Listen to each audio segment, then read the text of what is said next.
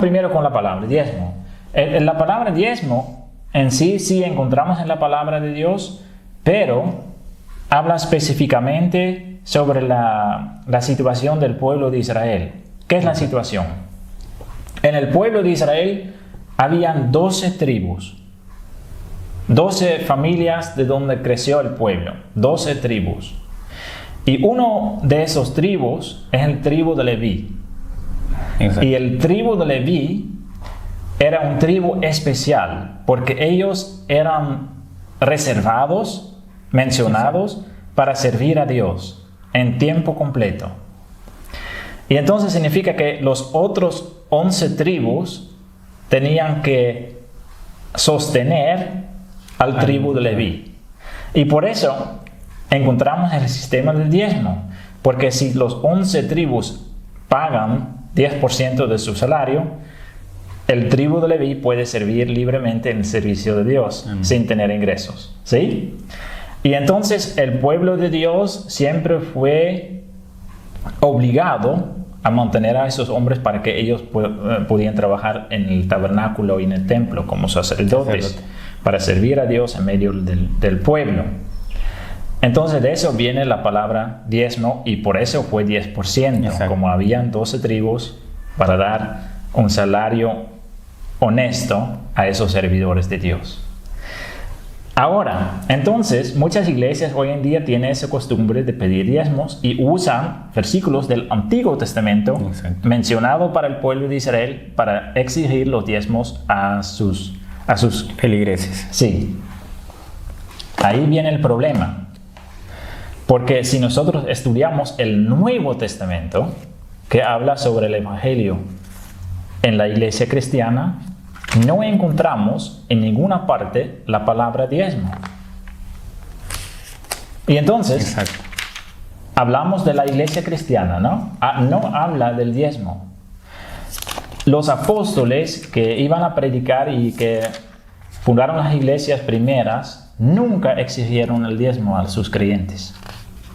La palabra que encontramos en el Nuevo Testamento es ofrenda. Ofrenda. ¿Sí? Entonces, ¿qué es una ofrenda? Una ofrenda en la palabra de Dios es que una persona da algo, una cantidad que nace de su corazón. ¿Sí? Exacto. De su propia voluntad. No exigido voluntariamente. ¿Sí? No pedido por ninguna persona voluntariamente. ¿Sí? Ahora, ¿qué podemos concluir entonces de eso? Que cuando una iglesia tiene la práctica de exigir a sus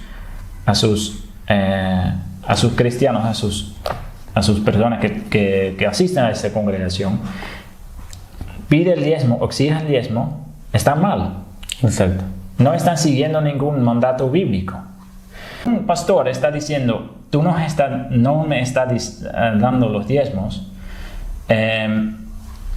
Primeramente, es así que la palabra no nos exige para dar todo lo que ofrendamos a la iglesia. Puede ser que pasa algún amigo, alguna persona por nuestra casa, algún refugiado que necesita ayuda en algo, ¿sí? Y nosotros podemos ayudar a esas personas también. Exacto. No es obligación que solo damos dinero a la iglesia, podemos ayudar a otros también. Esa es nuestra obligación como cristianos. ¿Sí?